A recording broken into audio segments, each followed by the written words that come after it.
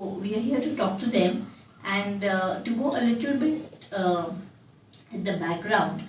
I would start with you, Anita. We know that this came up, if you go to the history and the way it was done, it actually came about because, the artist wanted to experiment with light. That's how the entire movement of plein air started. So, what has made you get into doing painting outdoors? So basically, I started as an urban sketcher. So the beauty about urban sketching is like you come out of your house and the cars, the buildings, the trees, everything around you is your subject. So you are not really going somewhere for a location, but you embrace all that is around you and you make it a subject and you make it the hero of your scene. Again the light, it plays an important role in your scene, in your composition and stuff. So then you chase the light, you go out in the mornings, you're in that environment. Also being in that environment is what emotionally appeals to you, that is what you take.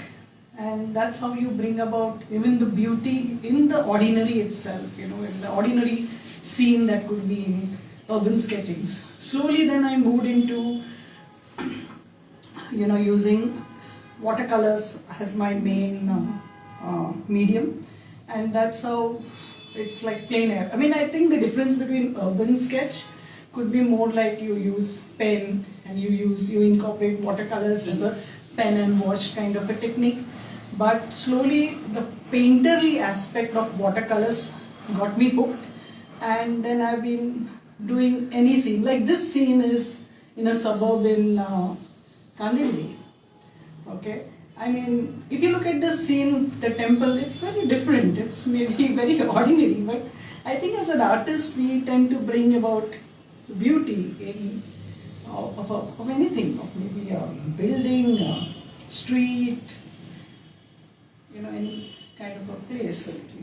So what you put in, the emotion, the colors, is all up to the artist. I think that way, we have a beautiful profession, because we are like creators and almost as close as you can be to the Almighty, I suppose, because we are creating things. Making things beautiful. Beautiful, and for others, and so many people could connect to what we do. So did you start your career with this, or did you get into this later? Get into this much later, because I'm a trained artist, like through applied art. So I worked with a couple of advertising agencies. I also worked with fashion houses. And I've been always associated with some form of creativity all this while in my life. But urban sketching really got me into, exploring that on a almost regular basis, I think. I fell in love with, doing things which is just around me and enjoying, and especially, taking in the scene. Like so many things happen around us when we, do plein air or we do urban sketching. The sounds, the people, the crowds, everything. Yeah, so it just got me hooked, and then I just kept doing this and developing it and being out more regularly. So as a group we meet on Thursdays as well. So you're constantly doing something that is urban sketching or plein air, and that's. So Ashwini, my next thing is that when you have a kind of a similar journey, you've been doing a lot of nature and totally involved in being in the outdoors. So do you wait for a particular moment that this is the kind of light I want to capture, or is there a particular time that you tend to go out? So early morning I always prefer, because I'm a early riser. So generally I prefer painting early morning. So sometimes it happens that that spot attracts us, like it says कि नहीं यहाँ पे ही रुको आप. So वैसे हो जाता है, and then you literally are into that spot.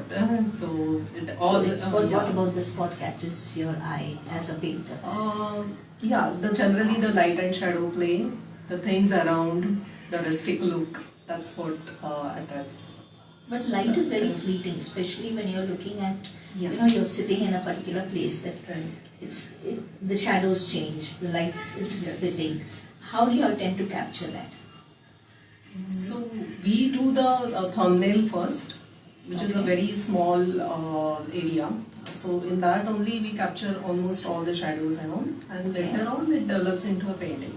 So yeah, so even before capturing the photograph, the thumbnail is done. So now the photography is the key, but thumbnail is what it talks. Yeah. But still, photograph, while it might capture what the shadows are and all, but the subtlety in which the shadow is also, how it may be starting from a dark corner going into the light, and it also depends on whether it has warm light, moonlight.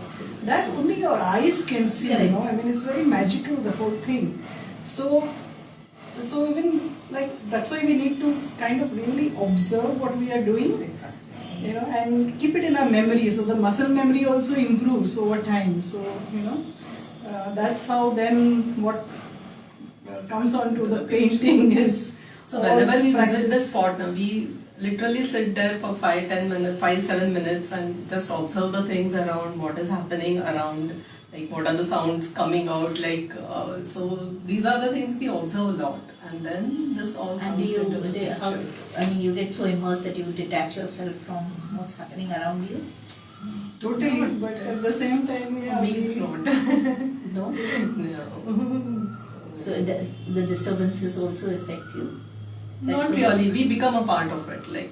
So it's always a pleasure to have people around, talking to us and all. So it's always a part of the painting. So I'm sure people would stop and look because you're painting, and that doesn't really disturb. Yeah, so it sometimes disturbs, and sometimes it's nice. Like we interact with them, and people have all their own stories to tell us about. Even usually you would find people saying, "Oh, I used to paint when I was in school," and they obviously miss it. So yeah. And how different is this from studio painting? From studio, basically we are in that environment, and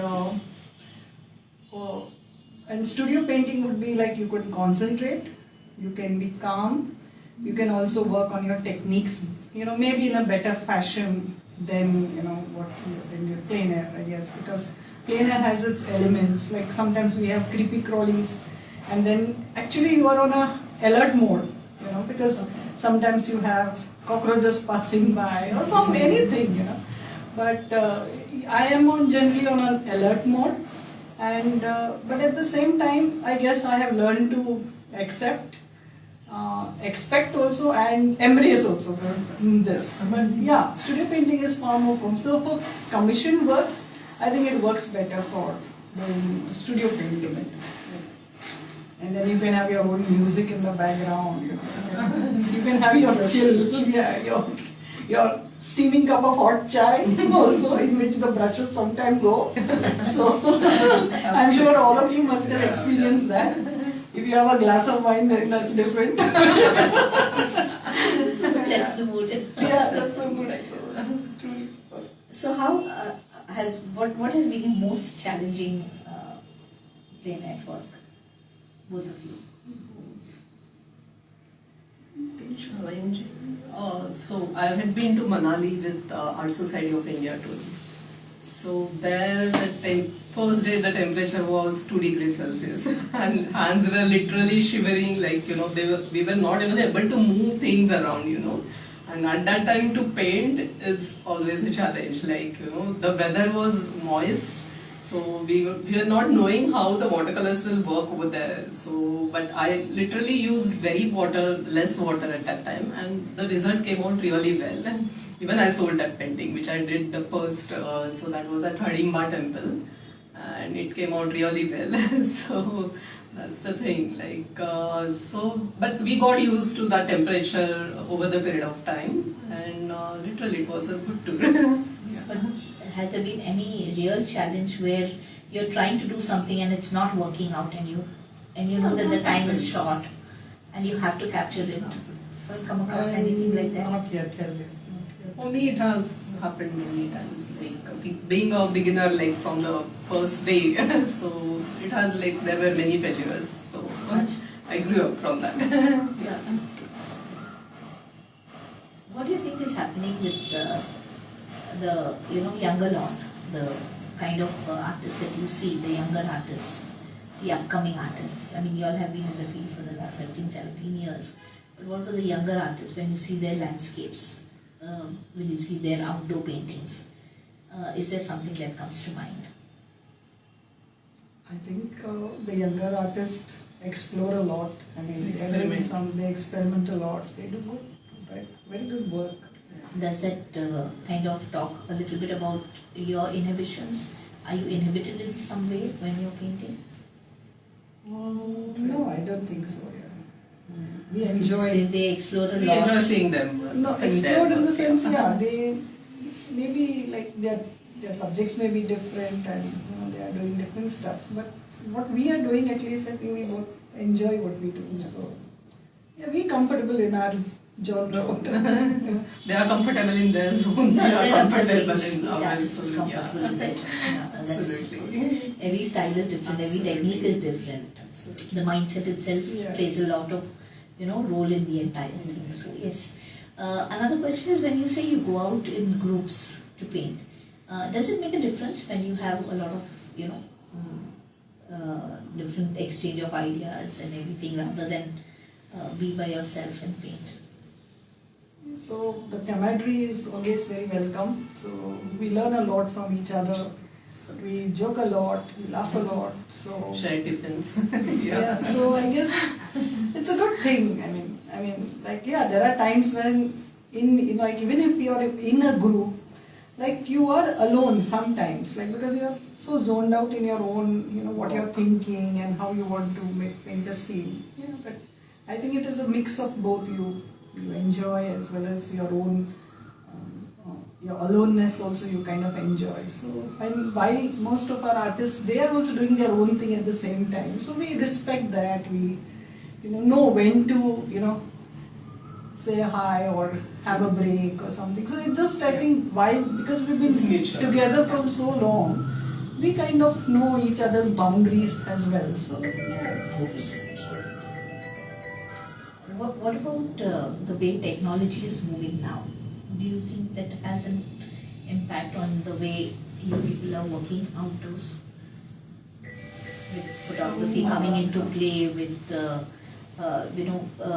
this thing that now you can capture sound also, in addition to just a picture, or you can do a video. I mean, have you all thought of these kind of things also impacting the way you paint? Generally, I love to do the traditional paintings. So even I sometimes forget to capture the images. So generally feel जो पहले से चालू है वही करते रहो.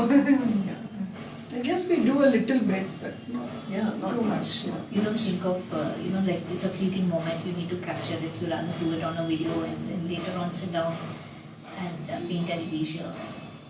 I guess we don't do that because, I feel that, I don't know, for me it may be a slightly disturbing, because if I'm in a scene and I want to capture it the way I want to, then it's a distraction, rather than I just go with my flow at that time. Do you also have a preferred time when you go out? Yes, I like to go in the mornings. Evenings is also good post 4:30 or so. Basically we want to capture when the shadows are nice and long and they are not very harsh. Shall we talk about some of your paintings? You have brought some of your work to us.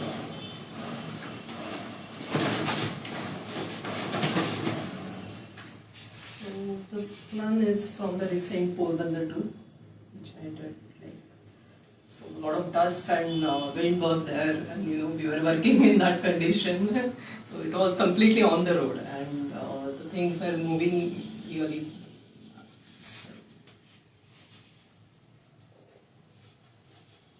around the paint. So that's a small scene from a small village in Badlapur. So hardly any people were there, like it was completely serene and literally enjoyed the thing. So these few are from Manali. So that's the snowy top and small houses at the rear end.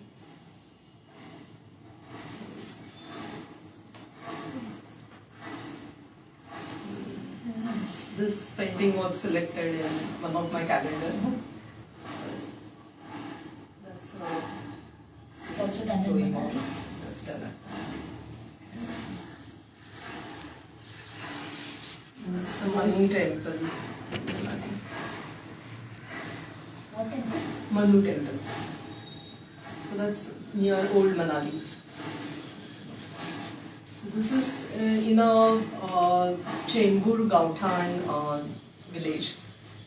So a very small village in the next to my home where I stay in Ghatkopar. So was never aware of it, but this urban sketches took me over there, and literally the houses are beautiful over there.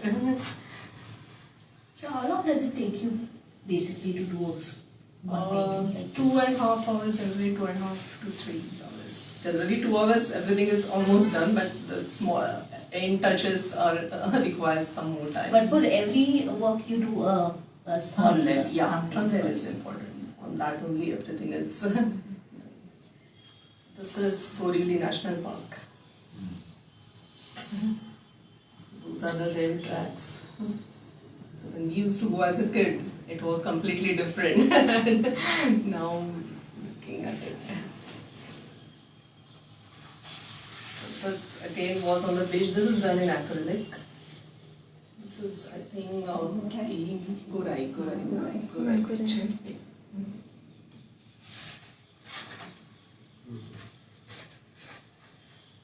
That's Juhu Koliwada. So again, we had been to Juhu beach most of the time, but Koliwada was completely different thing.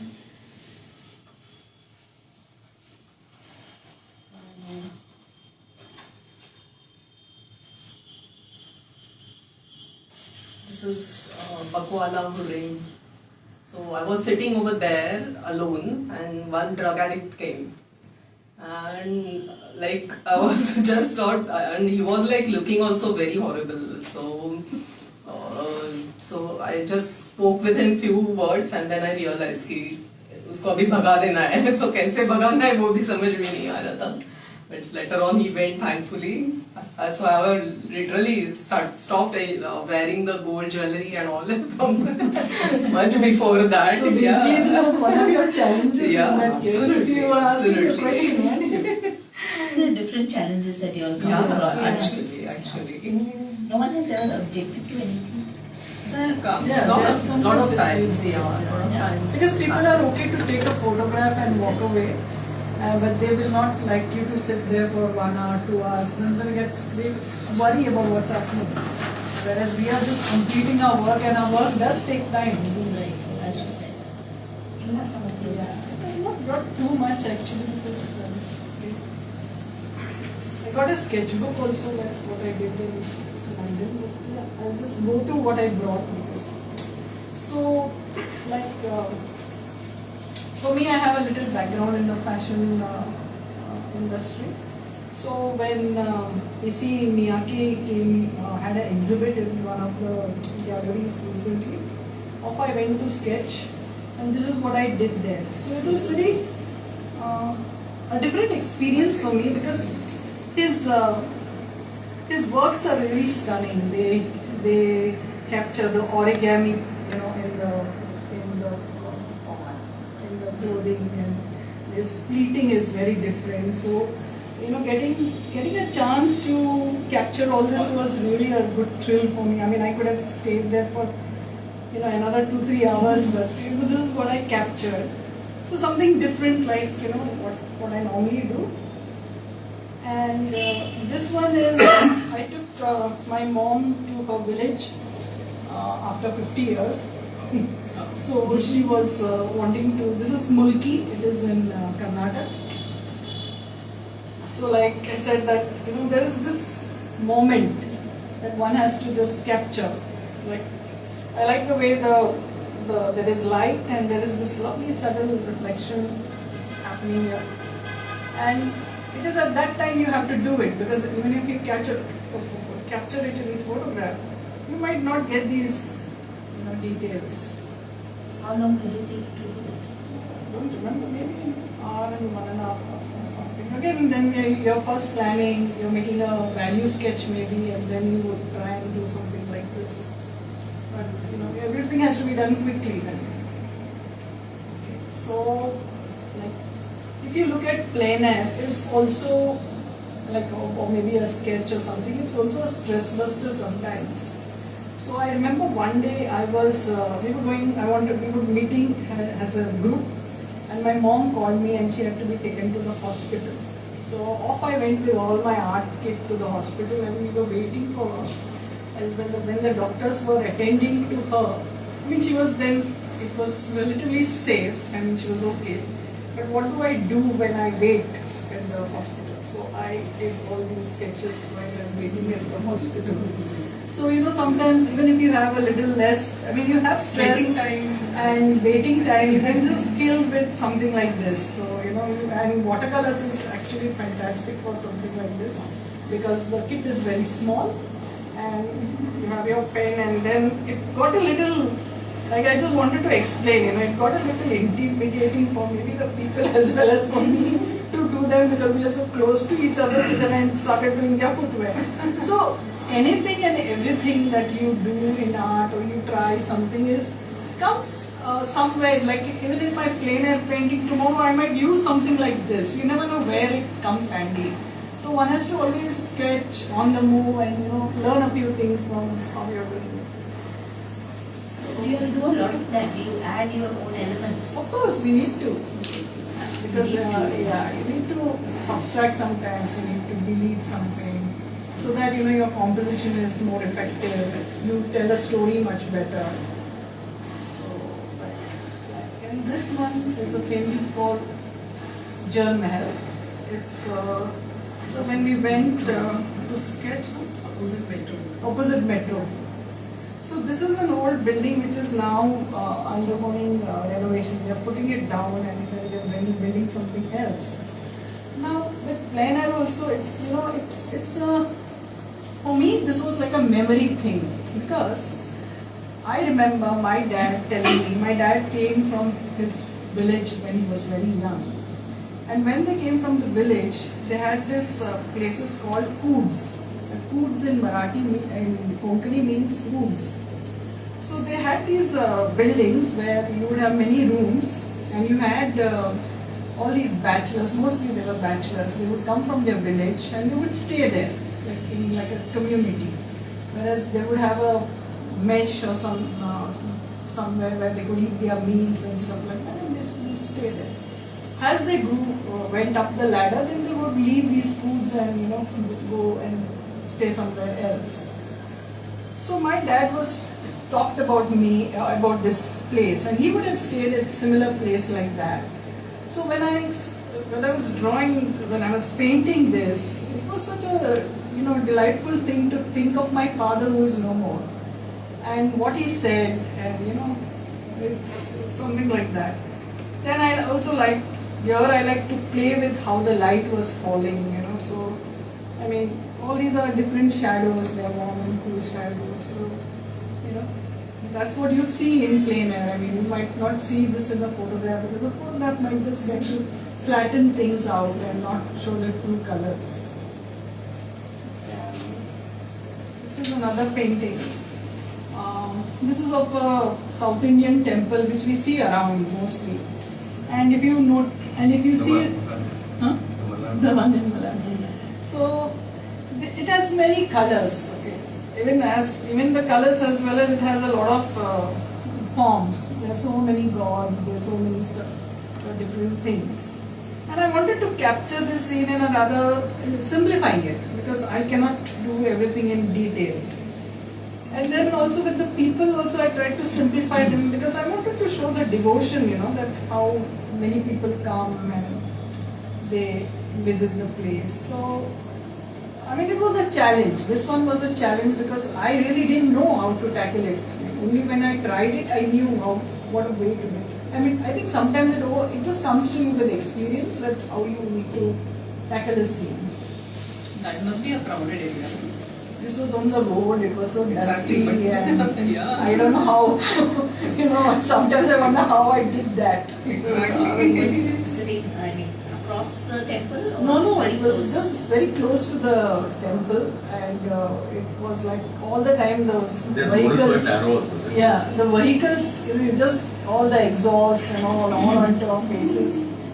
But I don't know, it's some kind of a love that, that we, I mean, I don't think I can only do studio painting. I have to do this. It's like something which I enjoy thoroughly. Then this was one of the paintings we did at a beach actually, and I wanted to capture this. Like I had finished one painting, it had already got very hot, but you say okay, let's do one more.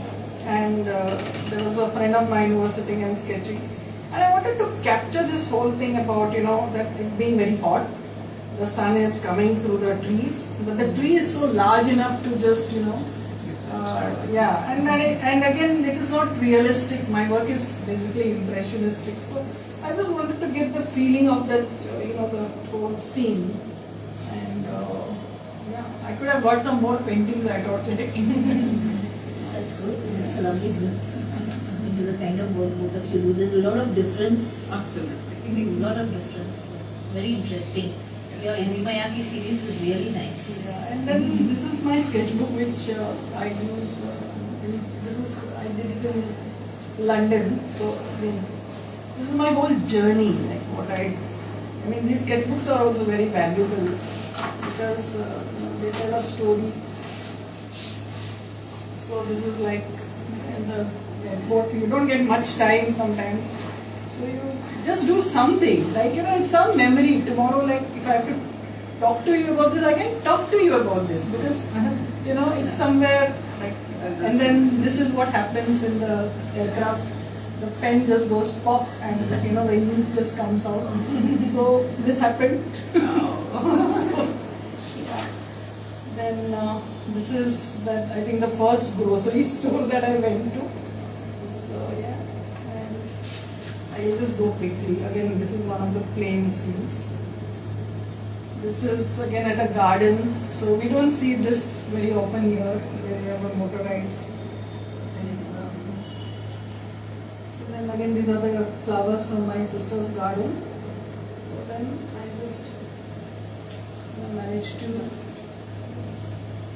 Some are like some maybe you cannot complete as such, but some you just complete it.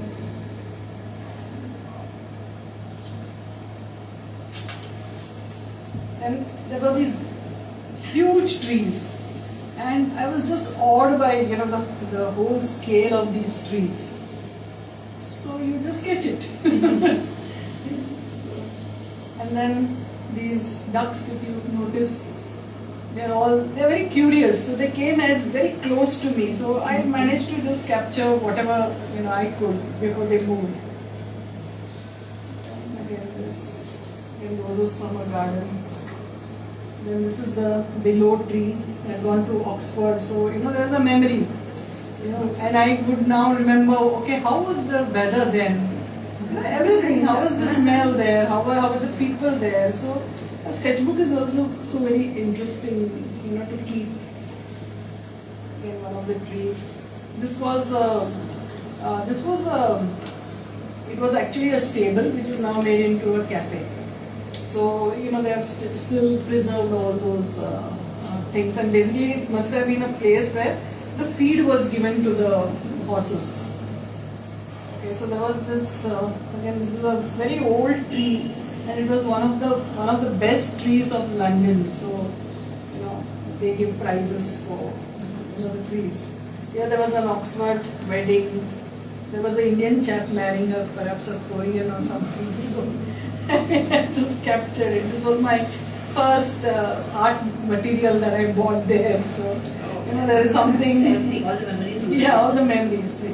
So again, yeah, this is King Cross Station. And I love the building so much, so I just went across and wanted to paint it.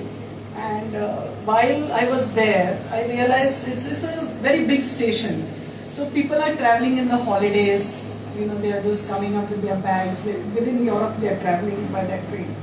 So then again, I got to experience, the holiday. How people are during holidays. They are also happy and bubbly. Children and people, and they're all like in their good spirits. This is one of the pubs, I think, which I didn't manage to complete. But I have an essence of this scene. Like I know that it was like this at this point of time. And this is, I think, Green Park. It's one of the parks. And this is what attracted me was the chairs that they had. So this is what I kind of captured. This is again when you see a lot of performers. But just a simple sketch, but I have my memory. Again, this is again when I stopped for a tea break or a juice break. From the windows, whatever I could capture. So is this book always with you? Yeah, I always have a sketchbook. So if I go to Goa, I'll have a Goa sketchbook. And if I don't finish completing the book, then I will keep it like that. And next time I travel, I'll take that same book along. So how often do you travel?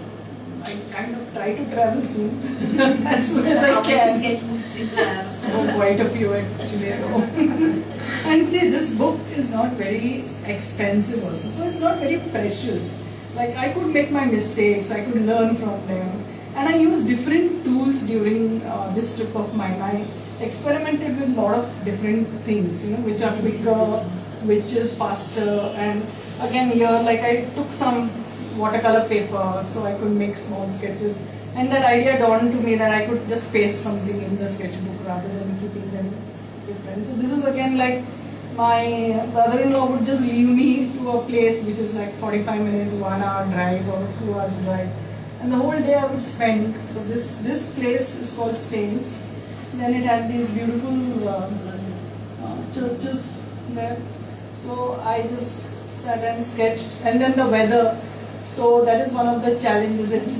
Sometimes it's cold, sometimes it's rainy, and the watercolors don't dry. So it's all, just somehow, just take it in. This is one of the museums.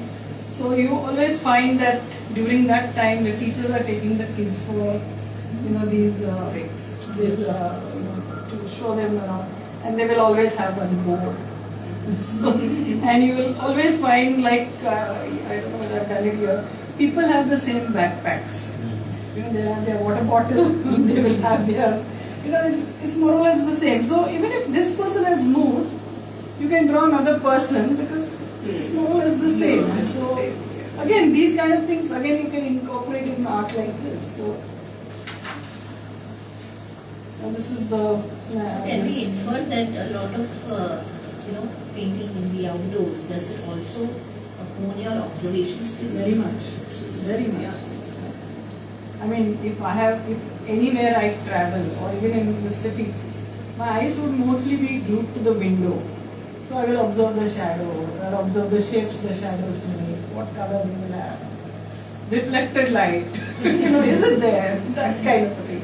So that kind of, then you try to incorporate somewhere in your subconscious, it is there, it will come when you, so this is naturalistic. And well, this is one thing which, I never have experienced. They were doing the roofing, and this is how they, let all the tiles go into this, whatever it's called, I don't remember now.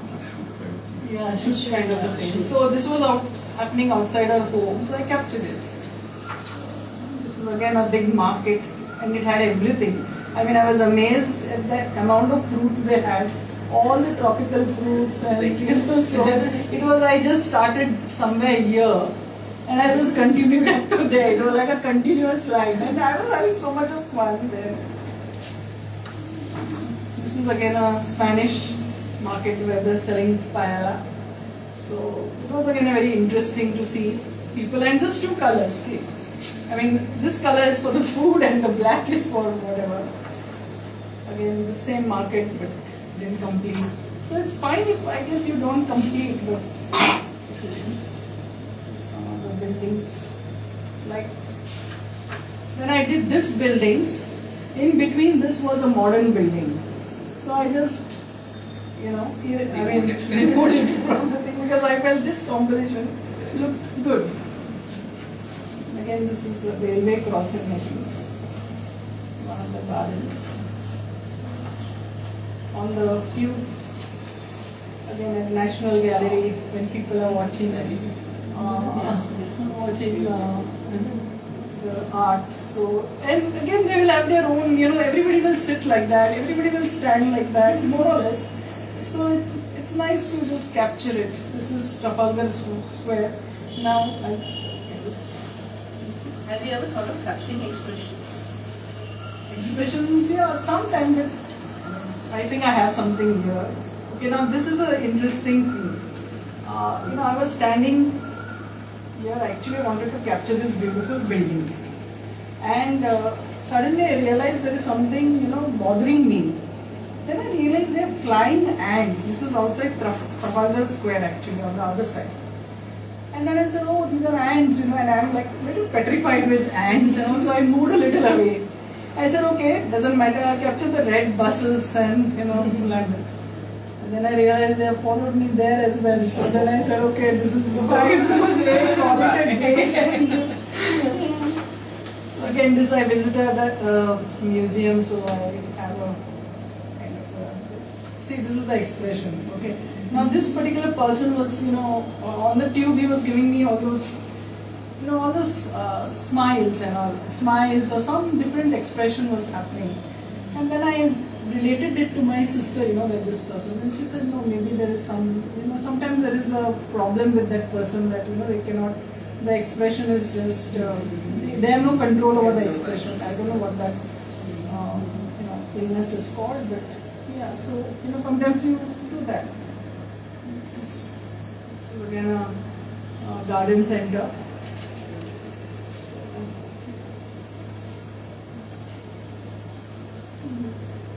Oh, this is, I think, in one of the museums, the V&A museum.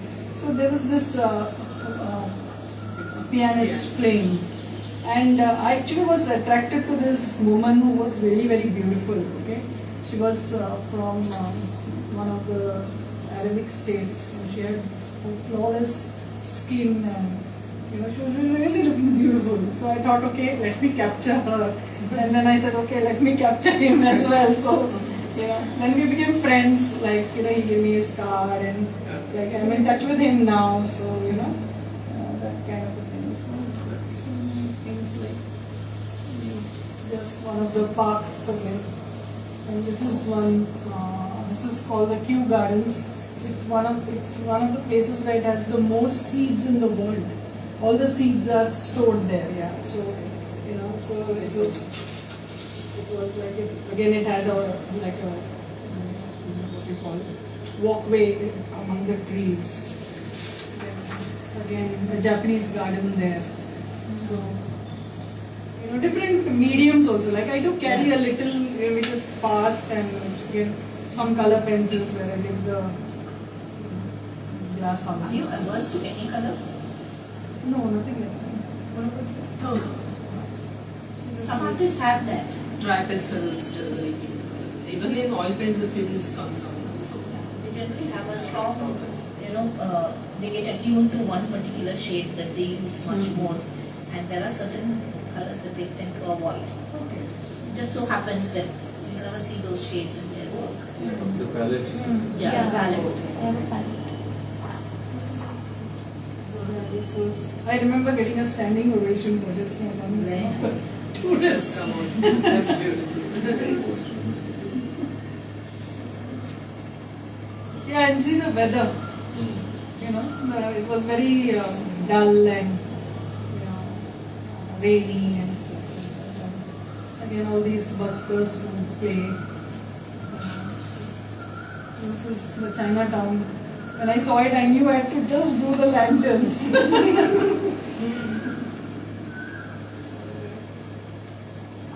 yeah, this book is kind of almost complete, you can say. Because all about capturing. It's just like, when you take the phone and then you capture the picture. yeah, so I've told the entire, like if you notice, you've gone through with me on my trip, and I've told you a few things. So yeah. Lovely. So we've had a nice evening. Is there something you would like to add or something anybody would like to ask them? Questions.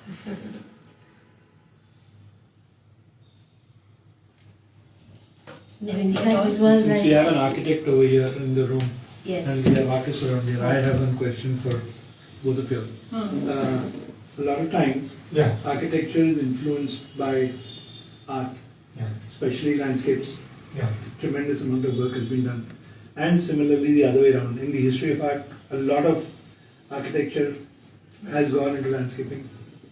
There's a concept which has started now, which is with the limitations of the city, vertical gardens. Yes. And I don't see that in landscapes happening anywhere.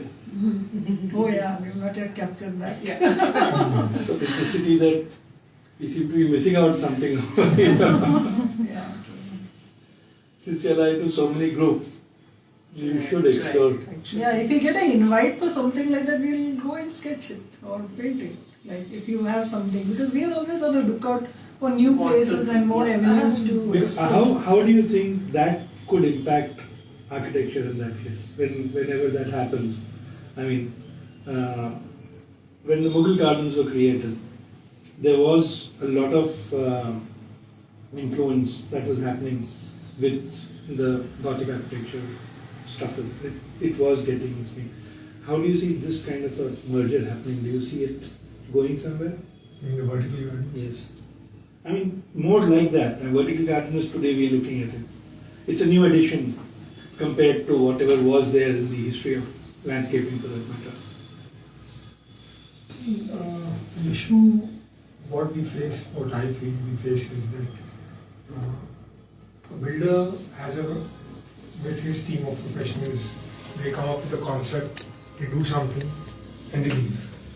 Okay, now it's on the people staying whether they continue with that or not. Most of the buildings you see are not maintained the way the architect is envisaged or the original thing. So that kind of changes with time. Maybe now things are a little different because now you see a lot of projects where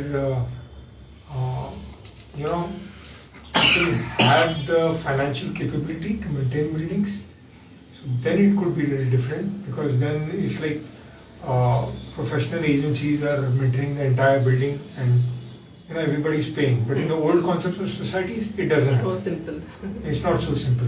It's always the economics which. Also, I don't think any of these new buildings are a labor of love.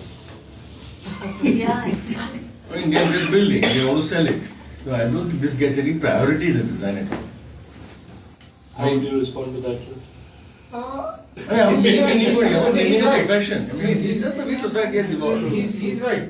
And see, in most cases, what we see with buildings also is, it's not like, at least I'm talking about Bombay per se. The builder is interested in his profits and his efficiency. Exactly. I mean, The architect is interested in doing some good work and his fees. Then so is each professional interested in that. It's not, for the project as a whole that is being taken care of. But that happens more outside Mumbai, where you have the professionals with more flexibility, more control. the land is not a. Expensive affair. Here in Bombay, though, even the builder doesn't control most of the stuff. It's the BMC controlling most of the things. Yeah, true. Because you move around the norms. So it's different, and their role, see again, it's like, lobby ban gaya, they made the lobby, then what space is left, then an art will be picked up, what fits in there. It's not like designed around it, like they would do it for a bungalow. True. Okay, yeah, but things are changing. As in the bigger projects, yes, I see good work. There are big plots like 5 acres, 4 acres, which are developed by good builders. They get in better professionals, and The they have city is a challenge. they're doing good work. But somehow we are always looking for the rustic buildings. Yeah, I think that's No, what gives us even that kind of Something I noticed even in her work. I mean, the architecture that you have captured Yeah. is you eliminated the modern. Yeah, absolutely. Because it was a mall. So See, old architecture is always much more attractive, no doubt. Absolutely. more artistic. Yeah. Yeah, but then see, you have to move with the times because today that's not possible. Yeah. You know, Actually. financially, architecturally, it is not feasible at all. It's not. And there is good work coming out in the new stuff also. You got to always see Yeah. what is your actually. platform. The So we platform had a changes. recent urban sketching at a mall. So even there, the artists have captured really well Yeah, moments essence of everywhere. it. Yeah, actually. So basically, like I said, we find beauty in the ordinary. So Yeah, of course. That also is. One question I would like to ask you. Since now your expression is in the art form, if you are not artist, then would you be more talkative? How would you express? Have you given it thought? But are you a very talkative people? Or- I am not so much. Exactly. So because you have this art form, what if you weren't artist? Then would you be different? Some creative form we would explore, I think. no? Actually. Like I would perhaps do something food, and so is she, I Yeah. suppose. So I A guess. lot of artists are probably more introspective and Perspective, yeah. Yeah, that's what. No? The observation comes much more with people who don't talk. The minute you talk, you keep talking, and you stop looking. The very fact that they spend 2 hours Yeah, You know, yeah, alone. doing something With like their this, work. totally with their, Exactly, that's engrossed what I in their thought. work. I mean, they wouldn't be very talkative people. I guess it's also the comfort level, I suppose. I mean, of course, it's a different thing, but in general. That's been a lovely session. Thank you so much. Thank you so much for And, having us. I'm sure you will definitely look for vertical gardens now that you spent a little thought into see that planted. And maybe the next time we see something very contemporary in your sketches, you never know. And we as artists have to, again, like he said, move with the times. So, Yeah, It's more maybe a like question about the younger artists. How about you guys? You'd like to introduce Vertical yourself? garden, I was just telling in Lokhandwala back road, they had made a beautiful vertical garden. And I was really fascinated with that. Initially it was looking very beautiful, but if it is not maintained, It's very bad. and there are cases where the people just take it away. Yeah. Yes. That is another challenge. Because they use a lot of these miniature pots. Yes, so on this, Sometimes typically just the pick them builders up. that are using it on the roadside are to cover the, I think that was the norms Yes. of the BMC. Like a fence, That you- yeah. yeah. And You need beautify to- it at the same time, but very difficult to maintain. This had happened especially in Lokhandwala garden, like back road. Fully it was like very well done, and after a few months the whole beauty had gone. We love to get some introductions out here. You want to tell yourselves who you all are, what you all are. So that do all of you all know each other around here? I don't. My name is Lalit Hira. I am a designer by profession, and I am also part of Gallery Pradarshak. Send that? Yeah. You can send it. One second. I'll take it. Yeah, please. I